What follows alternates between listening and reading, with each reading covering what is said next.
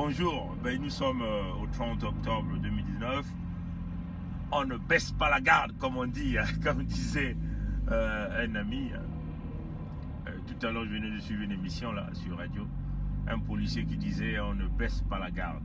C'est comme ce que nous sommes en train de dire au peuple congolais, qu'on ne baisse pas la garde. Attention, il y a un serpent qui est en train de se faufiler au milieu de vous. Donc, this is someone who could not manage a big oil company in Congo. Huh?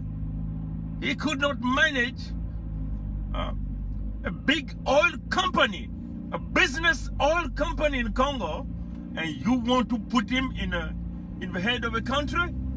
Non, on ne peut pas faire ça. Soyez très intelligents, chers amis. Ne suivez pas la leçon, parce qu'on est en train de voir pas mal de Congolais faire des publications. Commencer déjà à dire bon, nous allons aller faire une campagne de bâches, distribution des bâches d'eau au Congo pour éviter les problèmes d'inondation. Mais vraiment, les Congolais qui refusent de cette façon-là,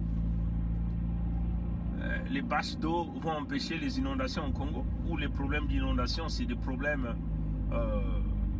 c'est un problème de canalisation, un problème de retraçage de routes, un problème d'inclinaison de route. Donc il faut revenir avec toutes les techniques nécessaires pour refaire la structure. Hein. On peut dire que la structure ou encore l'architecture des routes au Congo. C'est ça qui est la vérité. Il faut refaire il faut refaire les inclinaisons pour essayer de ramener, créer des pentes de 1 degré, 1 degré sur l'horizontale pour ramener les eaux et puis ramener ces eaux-là dans des grands conduits, ce que nous appelons les égouts, et acheminer ces eaux vers le bassin versant, par exemple vers le fleuve Congo. C'est cela, ou faire passer ces eaux-là vers des centres de traitement avant de les déverser au fleuve Congo. C'est cela le grand problème. Et on est capable de le faire avec l'argent que nous allons récupérer, le recouvrement des fonds volés du Congo par l'Enguesso. C'est cela, vous voulez financer les projets, c'est là où vous allez avoir le magot pour financer ces projets-là. Refaire les routes. Parce qu'il faut le dire, chers amis, les campagnes quand nous commencent à nous lancer que oui, sa campagne, leur campagne là, nous dirons ces noms-là, parce qu'on vous dit que le système B-Vitré ira aux extrêmes, on vous le dit. Parce que ces gens-là disent qu'ils vont commencer cette campagne de distribution des bâches dans les quartiers sud de Brazzaville et au sud du Congo. Mais on ne comprend pas pourquoi ces bâches-là, vous allez seulement ces bâches-là, vous allez seulement les distribuer dans les quartiers sud, pourquoi pas dans les quartiers nord. Déjà, votre cible est déjà mal choisie. C'est pour montrer quoi? Vous êtes toujours dans la séparation du Congo, dans la division du Congo. Non, nous ne sommes plus là-bas. Vous voyez? Et puis, ils donnent une date, mai 2020. Mais mai 2020, ça vous donne quoi? C'est plutôt le commencement de leur campagne électorale pour 2021. C'est d'ailleurs même pour ça que Mbéry Martin a emmené son dialogue là jusqu'en juin 2020. C'est toujours dans la même stratégie. Donc il va falloir que nous soyons intelligents. Mais moi je me dis, toi tu es un jeune Congolais, tu vis en Occident, mais tu comptes aller soutenir un fils de Sassou, chers amis, qui a géré le pétrole congolais. Il a dit, la vidéo est sur le mur de notre frère Tom Melvin. Il était tout crasseux là, devant les entrepreneurs africains là. Il s'est mis gaillardement debout, comme si l'intellectuel était, comme si son cerveau était bien bâti. Gaillardement là, il fait le discours là. Il arrive à le prononcer, qu'il est le patron, il a la tête des pétroles du Congo, la Société nationale de pétrole du Congo, et la CORAF, il le dit. Une entreprise qui gère 80 à 90% des recettes du Congo. Il l'a dit là, ce fils de Sassou là, Sassou Christelle Denis là, il a dit. Je ne sais pas si c'était à Abidjan ou à Dakar, c'est dans un hôtel méridien quelque part en Afrique. Il a dit. 17 ans. Vous voyez que cet homme, il n'a même pas fait même un petit certificat de ce qu'on appelle de management. On ne sait pas dans quel institut, Mais je suis convaincu qu'il n'a même pas eu un certificat du management. Vous voyez qu'un chers amis, hein, dans la classification des ingénieurs, hein, il y a ce qu'on appelle des designers, il y a ce qu'on appelle des ingénieurs projets, il y a ce qu'on appelle des ingénieurs sur le terrain et tout. Mais pour que tu deviennes un ingénieur en projet, hein, c'est toute une certification. Hein. Parce que dans les ingénieurs projets, tu gères les ressources. Hein. Tu gères le personnel, fait partie des ressources. Tu gères les fonds liés à ce projet parce que tu n'as pas envie de dépasser le budget. Hein? Et éventuellement, tu gères les délais de livraison de la marchandise. Quand on parle de la marchandise, ici, on parle du projet. Ouais, chers amis. Donc, ça veut seulement dire que vous êtes le patron des équipes. Hein? Parce que le patron de l'entreprise, hein, lui, il décaisse seulement des fonds. Et les fonds, c'est toi qui gères dans le projet. Qu'il s'agit d'une grosse industrie, un grand projet de pipeline, c'est toi qui gères le budget. Hein? Donc tu dois être dans le budget. Et puis dans les techniques, c'est essayer de minimiser les coûts en donnant le travail impeccable selon les normes, hein, chers amis, qui protègent la vie du public, ainsi de suite. Donc vous voyez que c'est toute une certification pour arriver à l'ingénieur projet. Hein, parce que vous devenez le leader du service engineering, non pas seulement du Canada, parce qu'on a des filiales partout à travers le monde entier, et vous pilotez ces genres de choses-là. Et vous êtes constamment au téléphone, vidéoconférence, vous surveillez le budget. C'est ça qui est très important, le budget est surveillé, et la qualité. Et il faut se rendre sur le terrain, vérifier le travail qui est fait, faire les inspections pour préparer la documentation technique que vous allez livrer au client. Et ça, c'est votre responsabilité. Hein? Et c'est ce que nous faisons. Donc ça veut seulement dire que ça demande les compétences financières, ça demande les compétences techniques, le managérial, comment manager des individus, des gens. Hein? Ça, c'est très important. Bon, regardez, chers amis, le fils de Sassou, qui n'a même pas un certificat de manager le personnel, il gère une compagnie qui génère 90% des recettes de l'État. L'État ne compte que cette compagnie. 90% des recettes. Et par l'incompétence, l'idiotie, le comportement du vol, hein, le tribalisme, la haine qu'on a pour ce pays-là, il a fait un choix. C'est de brûler le Congo, de piller l'argent du Congo, de voler tout l'argent, de les transférer à l'extérieur. Allez-y à Kinshasa, vous allez voir comment ce type-là, il détient à lui seul des grands centres, des grands buildings, des grandes écoles, des grosses compagnies. Allez-y à Abidjan, hein, ou au Bénin, hein, chers amis. Ces gens-là ont investi au Sénégal, partout, sans compter de quelques placements qu'ils ont eu à faire un peu partout à travers le monde entier, plus le cash du Congo qu'ils détiennent dans leur bunker ou dans les maisons de leur maîtresse au Congo. Et vous, jeunes Congolais, moutons, parce que moi je vous appelle des moutons, hein, vous allez m'excuser pour cette expression, parce que pour un Congolais, même un enfant de l'école primaire, vous voyez même un petit enfant, hein, si vous l'emmenez chez une tante qui a l'habitude de lui taper souvent, de lui donner les coups sur la tête, tout il faut que tu l'emmènes auprès de cette tante-là pour qu'il reste là-bas, il refuse. L'enfant refuse. L'enfant dit non. Même si l'enfant ne parle pas encore, hein, l'enfant va te faire de ses caprices compliqués. Il dit, et toi-même tu vas comprendre, mais pourquoi l'enfant là, quand je l'emmène auprès d'un tel, il présente toujours une réaction compliquée. Parce que l'enfant sait que, ah, celui-là, ça c'est mon ennemi. Ou celle-là, ça c'est mon ennemi. Ouais. Bon, maintenant nous, les jeunes du Congo là, un type pareil qui n'a pas pu gérer les pétroles du Congo. Donc celui-là qui a fait qu'on ne puisse pas payer les salaires des Congolais, les bourses des Congolais, les pensionnaires, dont les retraités. Celui-là qui a fait qu'on ne puisse pas subventionner les hôpitaux, les écoles au Congo. Qu'on ne puisse pas construire les routes parce qu'il a volé l'argent dû à son incompétence notoire. Il faut dire l'incompétence notoire. vous êtes là, en train de le pousser, Mokonji, Mokonji. Mais c'est pas vrai là. Ressaisissons-nous là, chers amis. C'est le danger le plus extrême. C'est une jeunesse perdue que je n'ai jamais vue. Regardez seulement en Guinée comment les gens, Guinée de Alpha Condé là, comment les jeunes sont debout.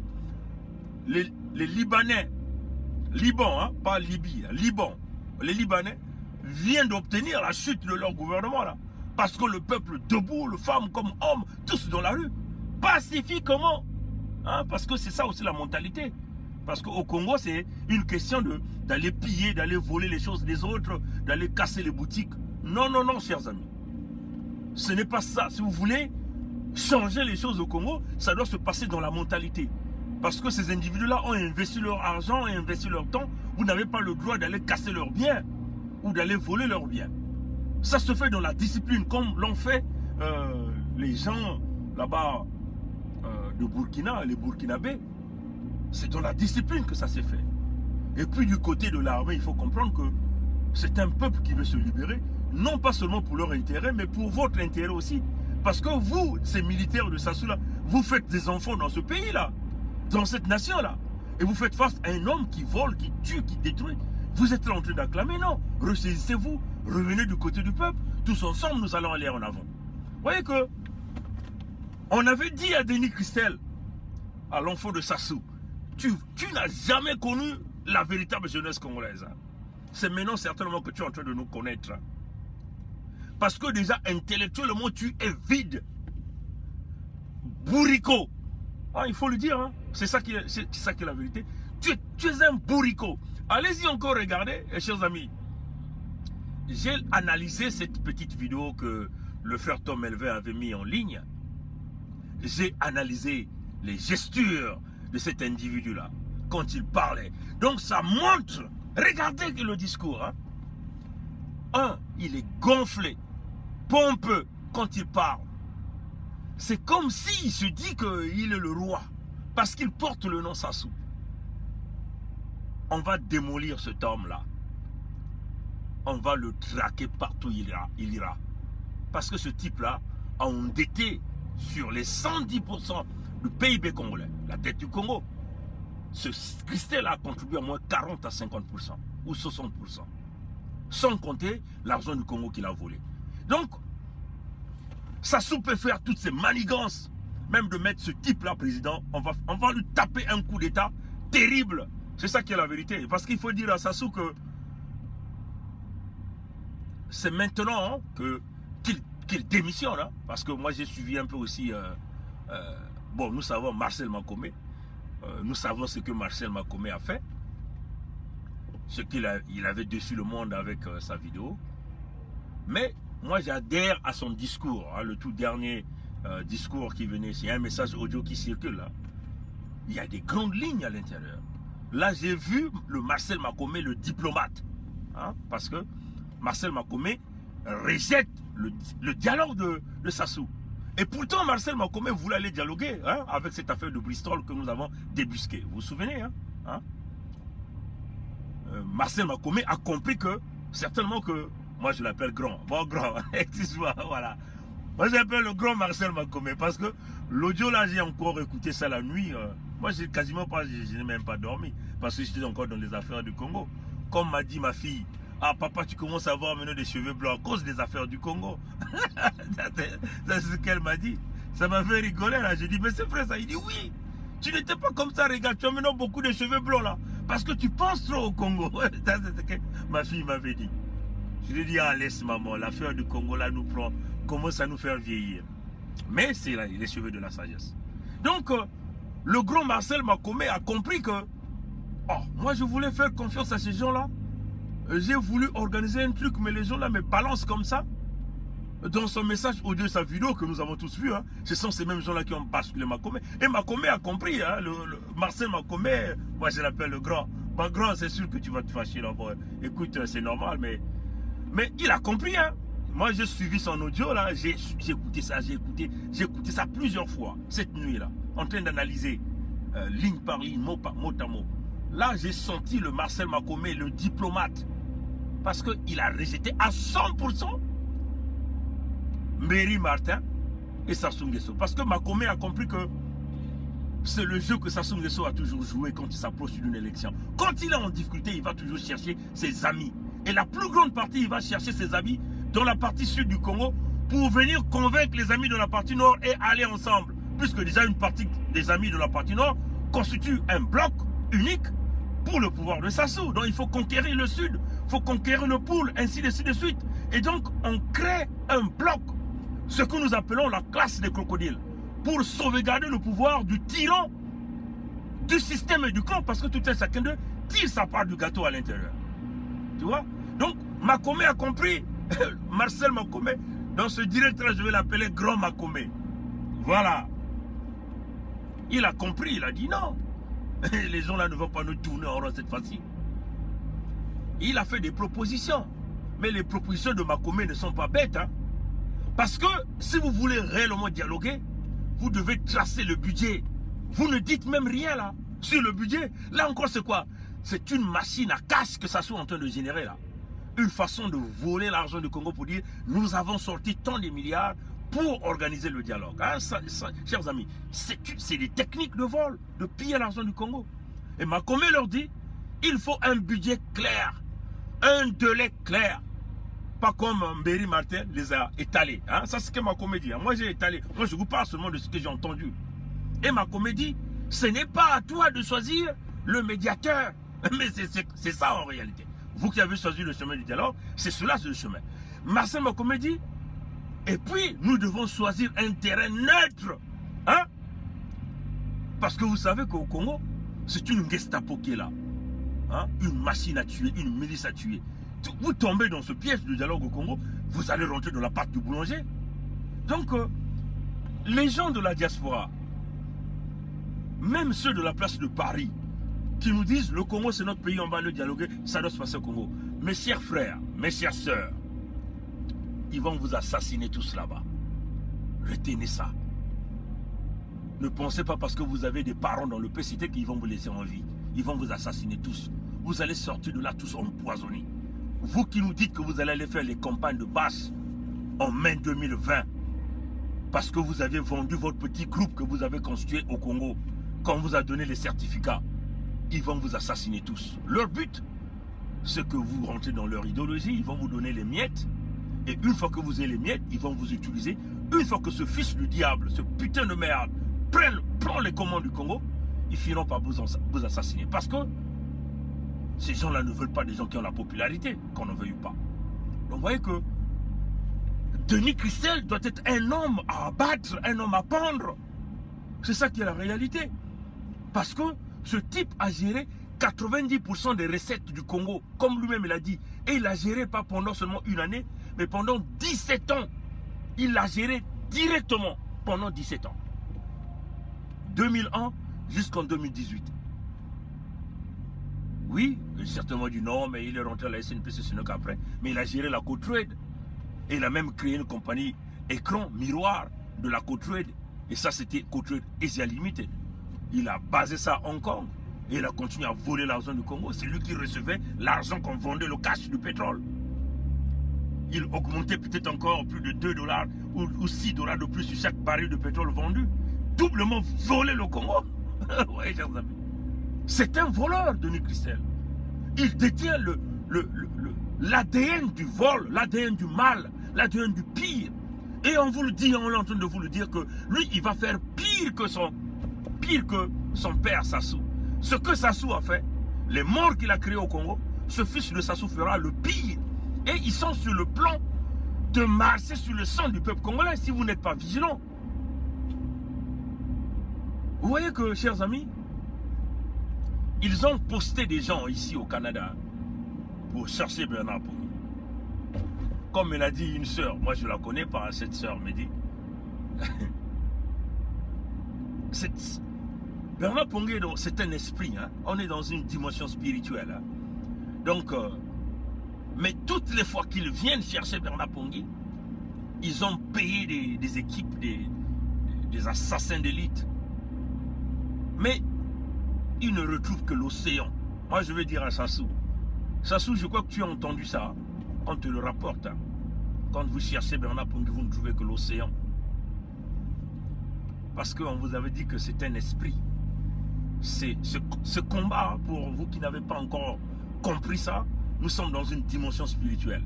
Les esprits de Marie Ngouabi sont revenus, les Massamba Deba sont revenus, les cardinal Émile Biayena sont revenus, les Bruno Osebi c'est revenu. Tous ces gens que Sassou a assassinés là, leurs esprits sont là, leurs esprits parlent, leurs esprits protègent tous ceux qui sont vrais. Et ça, ne doutez pas, nous avons vu un signe spirituel très puissant quand nous étions à New York que nous ne dirons jamais. Donc, le problème du Congo, c'est ce petit fils, ce fils de Sassou. Il est vantard, gonflé, comme si l'argent qu'il a mis sa main sale, qu'il a volé du Congo, appartient à son père. Allez-y voir sa vidéo quand il part, immature, gonflé pour rien, intellectuellement vide, un tonneau, comme on dit, un bourricot. Mais il se croit l'homme le plus puissant du Congo. Et cette jeunesse, je ne comprends pas, est en train d'acclamer le bourreau. Celui-là qui les a mis dans des pires conditions que ce pays-là n'a jamais connues. Denis Christel, on le dit d'une manière claire,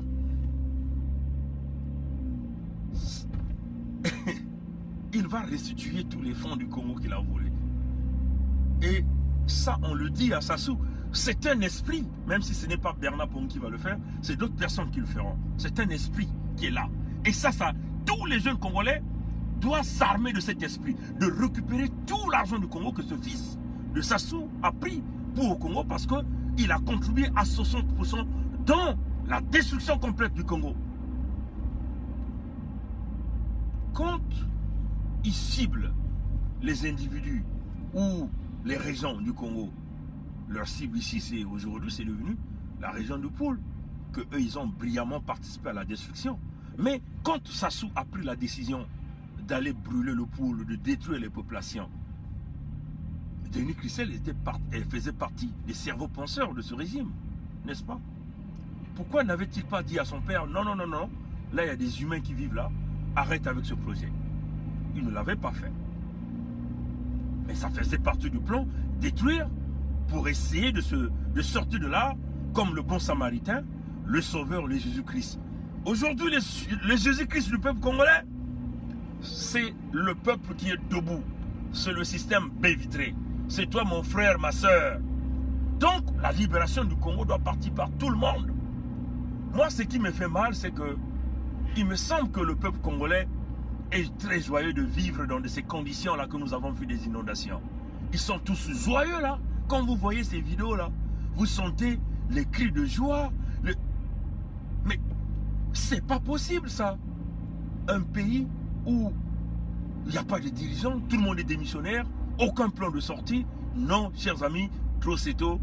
Il est temps que nous nous levons pour récupérer notre pays. Voilà pourquoi nous le disons, Congo debout, tous ensemble, c'est maintenant ou jamais. Congolais, Congolaises, debout, tous ensemble, c'est maintenant ou jamais.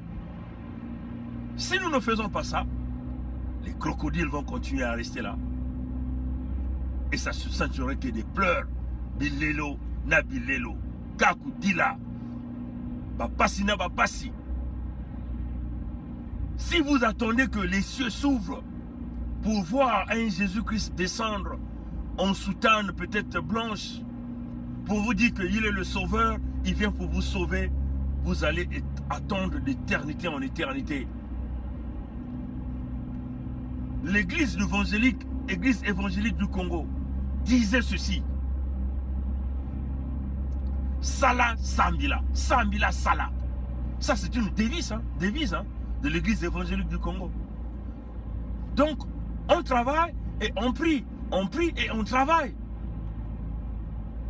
Bo Sambela, Bo Sala, Bo Sala, Bo Sambela. C'est là où vient la bénédiction, c'est là où vient l'abondance, c'est là où vient toutes les richesses nécessaires. Mais si vous ne travaillez pas, vous n'êtes que dans des églises, le miracle ne va pas se réaliser. vous allez attendre, attendre, attendre. Le miracle ne va pas se réaliser. Donc, on vous le dit, chers amis, chers frères, chères sœurs, comme le disait Tata Ndundu, hein? Et c'est ça qui faisait la puissance et la force de Tata Ndundu. Parce que Tata Ndundu était toujours là. Sikama, Siama, Tatamana, Nunga. Sala, Samila, Samila, Sala. Si vous ne travaillez pas, ça dit que si le peuple congolais ne travaille pas pour chasser Sassou, Sassou va demeurer, il va vous implanter le serpent à 10 têtes qui cassera plus que ce que le père a fait. Donc, peuple congolais, chers compatriotes, c'est maintenant ou jamais, lèvons-nous pour chasser Sassou. Et cette fois-ci, il ne s'agit pas, la conscience, oui, vous l'avez déjà pris, vous connaissez déjà le problème, mais il est maintenant temps de passer à l'action, aux véritables actions pour enlever tous ces brigands, tous ces bourreaux qui ont confisqué le pays. Parmi ces bourreaux, vous ne pouvez pas donner de la promotion à un homme qui n'a pas pu gérer une entreprise. Donc ce Denis Christel-là, jamais.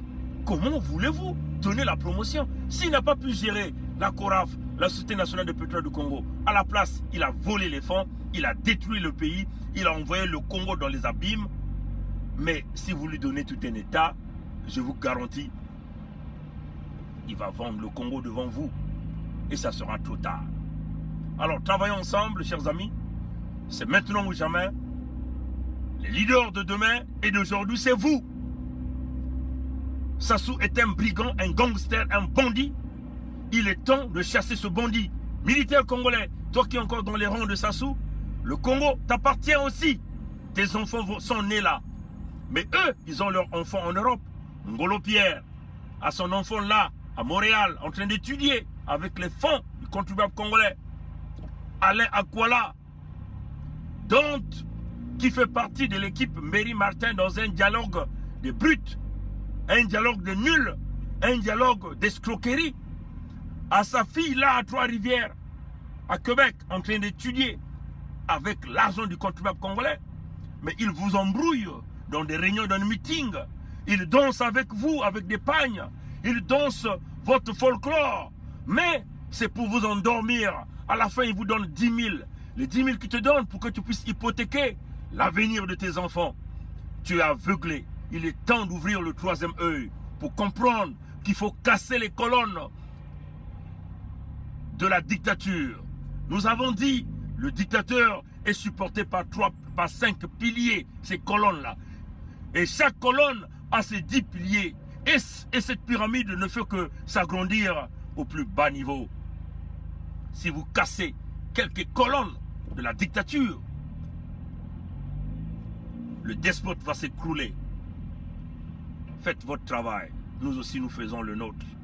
Que le Créateur nous garde, que les esprits de nos ancêtres nous guident, que le peuple congolais puisse être élevé à l'étape de l'esprit. Élevez-vous à l'étape de l'esprit, chers amis. L'étape de l'esprit, ça veut seulement dire qu'on ne peut pas se laisser corrompre avec l'argent du Congo. Hein? Souviens-toi, Nguesso n'a jamais été entrepreneur. On n'a jamais entendu dans cette nation un entrepreneur au nom de Nguesso. Tout ce qu'ils ont, c'est l'argent du contribuable congolais que nous allons traquer. Et nous allons relancer le Congo avec le recouvrement des fonds volés. On vous le dit, c'est garanti. Cet argent va être récupéré. On vous le dit, c'est garanti. Cet argent va être récupéré. Et ça serait les premiers moyens, les premières ressources que le pays va avoir. C'est le recouvrement de tous les fonds volés, de tous les biens volés. Ça va se faire. Mais ça va se faire avec des hommes d'intégrité, des hommes qui ont la conviction, qui ont la détermination, des gens qui ont l'amour pour cette nation. On le répète, l'amour pour cette nation. Et non l'amour des ethnies. Et non l'amour des ethnies. L'amour pour cette nation, dont l'amour du Congo. Tous ensemble, c'est maintenant ou jamais. Congolais debout, Congolais Téléma. Tango et Koki. Passez une bonne journée, chers amis. Que les esprits de nos ancêtres nous guident. Tous qui ont quitté le Congo nous guident. que mon père, ma mère continuent de nous donner cette énergie. Le système baie vitrée continue de travailler pour le peuple congolais. Passez une bonne journée, chers amis. Ingeta.